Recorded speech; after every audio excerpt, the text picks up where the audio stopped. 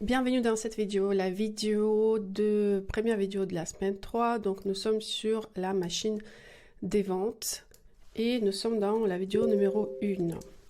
Alors, les trois éléments clés que nous allons étudier pendant cette semaine, et cette semaine va être très chargée, autant mettre un petit peu d'effort parce que c'est la semaine clé où vous mettez en place tous les outils nécessaires à faire les ventes sur votre site. Et ça, on ne peut pas l'ignorer. Donc ce module, il est essentiel pour vous aider à comprendre les éléments nécessaires à votre machine des ventes, qu'est-ce qu'il faut mettre en place et surtout, quels sont les éléments clés pour la réussite de votre projet.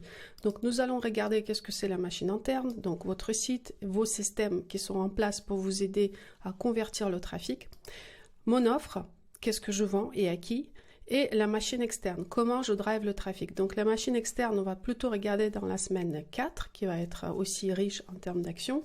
Cette semaine, et l'offre va être plutôt dans la semaine 5. Là, cette semaine, on sera vraiment sur la machine interne. Quels sont les éléments qui sont nécessaires à la réussite de votre projet en ligne? Donc la machine interne, elle va surtout comprendre les éléments qui vont vous permettre à vous faire connaître, comme par exemple le SEO, donc le référencement naturel sur Google, le système des emails, les avis clients, et aussi on va regarder le SEO sur Pinterest. Et puis votre site, est-ce qu'il est efficace? Est-ce que vous avez déjà un site? Si vous n'en avez pas un, je vais vous montrer comment le faire vous-même sans développeur. Si vous en avez un, il faudra analyser, comprendre comment on peut le rendre un peu plus efficace et un peu plus aligné en termes d'image par rapport à votre marque, par rapport à tout le travail que vous avez fait dans la semaine 2. Puis l'offre, c'est tout ce qu'on va regarder dans la semaine 5. Nous serons sur l'offre, ce que j'appelle le front-end. C'est votre série de best-sellers qu'on va mettre surtout en avant dans la publicité, dans la communication externe. Et puis l'offre back-end, c'est l'offre qui va vous servir à vendre sur votre base client. Ça veut dire les emails, les posts Instagram, les stories. Et ça sera surtout l'offre avec les nouveautés, les drops. Et puis la machine externe, ça va être tout ce qui est le système de vente qui va vous permettre à driver le trafic. Et donc les systèmes qu'il faut mettre en place pour qu'il y ait du trafic sur le site. Et nous, on distingue deux notions du trafic dans le programme, c'est le trafic organique et le trafic payant. Donc je vais vous présenter tout ça sur un schéma que vous pouvez trouver ici. Donc ce que je vous recommande quand vous ouvrez ce fichier, parce que le fichier contient d'autres éléments que nous avons regardés dans les modules précédents. Donc on est à la recherche de clients idéal, on est sur l'identité de la marque, et cette partie qui va parler plus comment installer sa machine de vente, et puis il y a une autre partie sur optimisation de votre site. Donc si je zoome un petit peu ce document, je vais voir que, et c'est là où je vais montrer les bases en fait de votre système qu'il faudra mettre en place cette semaine. D'abord, c'est votre site internet. Donc là, on va se concentrer cette semaine sur la partie verte de cette présentation. Après, la partie rouge, elle sera plutôt mise en place dans la semaine 5. Donc on est sur l'offre commerciale et le système de vente, on sera sur la semaine 4 et 7. Donc 4, c'est pour tout ce qui est les méthodes organiques et 6, c'est tout ce qui est les Facebook payantes, tout ce qui va vous permettre de générer du trafic payant. Donc votre site, quels sont les éléments clés de votre machine de vente? Qu'est-ce qu'il faut installer en interne pour que le site elle convertit mieux? Déjà, bien évidemment, on ne peut pas s'en passer des éléments clés de la stratégie digitale qui sont le SEO, donc le référencement naturel, et les mots-clés. Donc moi, je veux montrer le référentiel en termes de comment faire la recherche des mots-clés, comment se positionner sur la bonne niche, quels sont les mots-clés qu'il faut utiliser, quelles sont les phrases qu'il faudra aller chercher, comment les chercher. Et ce que je veux vous demander, donc, c'est déjà faire étude première approche par rapport à votre positionnement en termes de mots-clés, mais aussi par la suite mettre à jour votre site. Donc vous allez apprendre à mettre en place les fiches produits les plus efficaces, les mots-clés dans les pages comme par exemple les descriptions de la marque, About ou le blog si vous en avez un. Et puis tout ce qui est naming des images et aussi comment mieux positionner votre URL. Donc c'est là où vous renseignez le lien, parce que le lien aussi il fait partie des des éléments que Google les utilise pour l'analyser. Est-ce que votre site est suffisamment intéressant ou pas pour le pousser en haut de la page.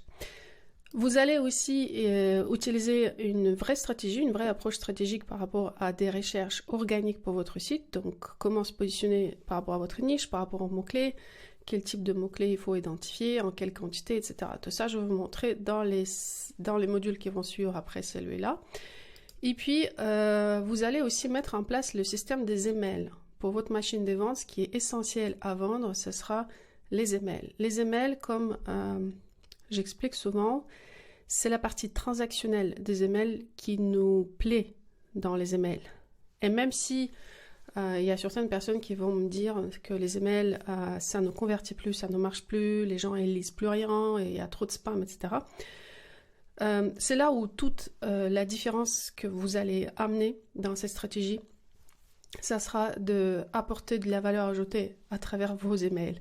Donc si vous proposez de la valeur ajoutée, si vous proposez du contenu qui intéresse votre client idéal, si vous racontez une histoire à chaque fois, si vous donnez des tips, l'information avec de la valeur ajoutée pour votre client idéal, sachez que ça va être que bénéfique pour tout le monde parce que déjà vous allez avoir un taux d'ouverture meilleur, la délivrabilité de vos mails meilleure parce que votre contenu il sera valorisé aussi par l'algorithme, par la plateforme de distribution. Du coup, le mail il va retrouver dans la boîte à lettres de son destinataire, dans la boîte principale. Tout ça parce que vous étiez constant et vous avez délivré le bon contenu et de temps en temps, vous donnez aussi les offres. Donc les emails, il faut distinguer les emails plutôt à valeur ajoutée et les emails transactionnels. C'est là où vous donnez les offres. Donc nous, ce qu'on va essayer de faire, c'est un email par semaine en termes de transactions. Puis on va mettre en place les emails automatiques qui vont vous aider à gérer le cycle de vie du client dès l'arrivée pour la première fois dans votre base mail et puis par la suite en fonction de son activité dans votre boutique. Il y aura aussi les cycles d'introduction à la marque. Donc quand quelqu'un s'inscrit pour la première fois dans votre base mail, c'est dommage de laisser cette personne en sommeil. Donc on ne veut pas ça, on veut surtout qu'elle reste actif, à l'écoute et qu'il continue à recevoir les informations vis-à-vis de ce qu'on peut lui proposer par rapport à la marque. Et donc nous, ce qu'on va mettre en place, ce sont les 5 mails d'introduction par rapport à l'histoire de la marque. Donc ça, c'est très important, surtout quand vous êtes une nouvelle marque sur le marché et que personne ne vous connaît. L'essentiel, c'est établir le côté relationnel avec votre base des abonnés. Donc si vous restez dans cette optique de relation que vous êtes en train de construire avec votre base des abonnés, vous allez avoir le meilleur taux de délivrabilité et le meilleur taux d'ouverture, le meilleur taux de clics, etc. Donc il faut voir vraiment les emails comme la stratégie, n'importe quelle stratégie sur les réseaux sociaux. Le plus vous donnez de la valeur, le plus c'est pertinent pour votre audience, les meilleurs KPI vous allez obtenir. Donc KPI, ce sont les Key Performance Indicators. Par exemple, pour les emails, ce sera le taux d'ouverture, le taux de clic et bien évidemment le revenu que vous faites avec vos mails. Puis par la suite, ce que vous allez mettre en place dans votre machine interne des ventes, ce sera l'assurance de votre futur client. Ça veut dire le site qui rassure, c'est quoi? C'est déjà la page d'accueil du site. Il faut que ça donne envie.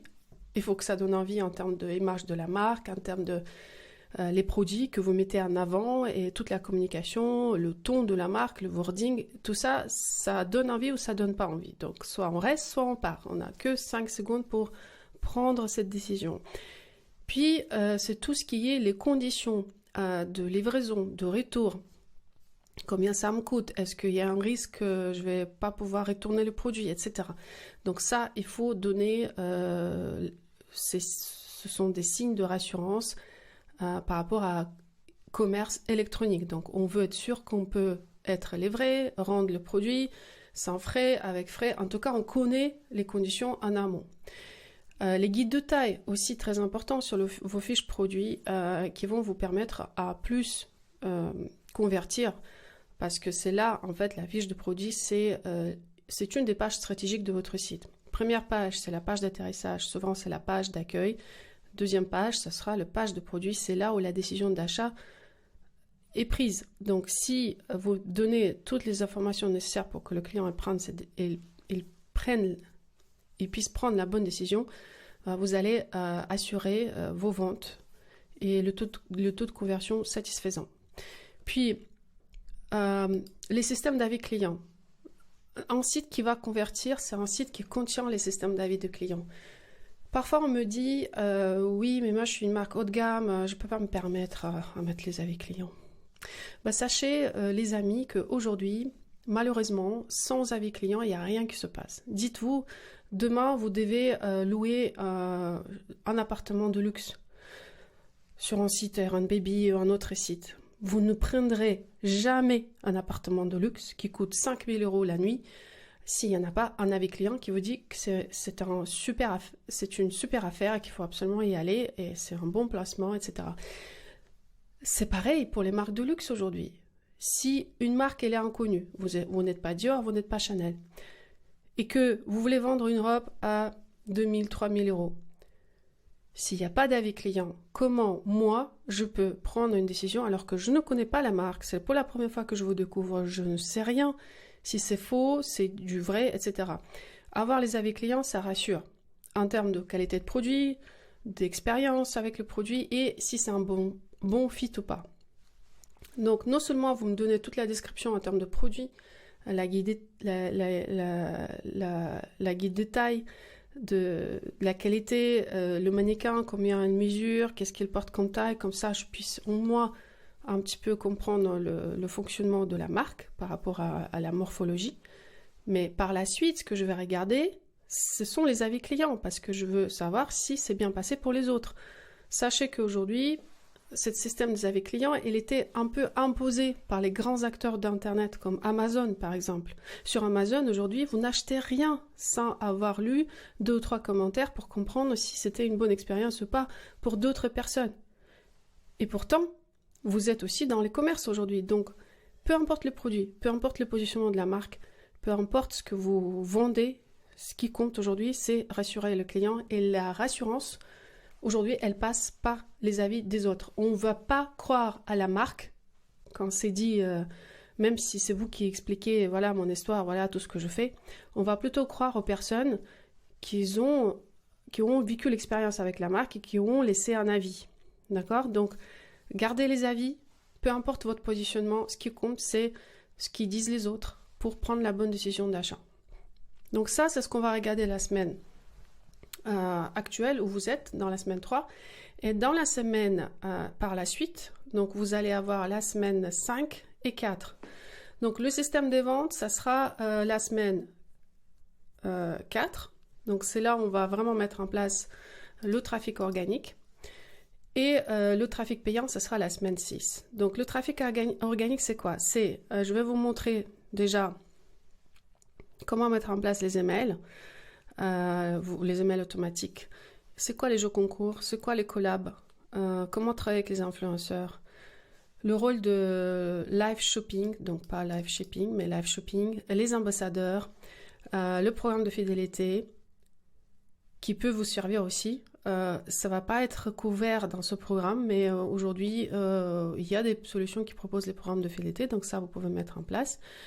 Et votre plan média, comment je me présente sur les réseaux sociaux, qu'est-ce que je fais sur Pinterest, est-ce que je dois avoir une chaîne podcast, est-ce que je dois avoir une chaîne YouTube. En fait, il y a plusieurs manières aujourd'hui de créer le trafic organique vers votre site. Et nous, ce qu'on va regarder, c'est surtout Instagram, Pinterest et TikTok dans cette année, dans ce programme. En revanche, si vous voulez faire un podcast ou une chaîne YouTube, je vous invite à le faire aussi. Si il y a un souhait, une envie particulière à surtout avoir le public autre que Instagram. Parce que podcast, c'est quelque chose, et YouTube, ce sont des stratégies assez long terme qui vous permettent de développer l'audience. Ce qui est très important aujourd'hui pour n'importe quelle marque digitale, c'est avoir son propre audience. Donc le podcast, c'est une très belle manière de développer une audience. Chaîne YouTube, pareil. Si l'Instagram, Pinterest et TikTok, c'est quelque chose dans les médias, c'est quelque chose dans j'aime, j'aime pas, je clique ou je clique pas.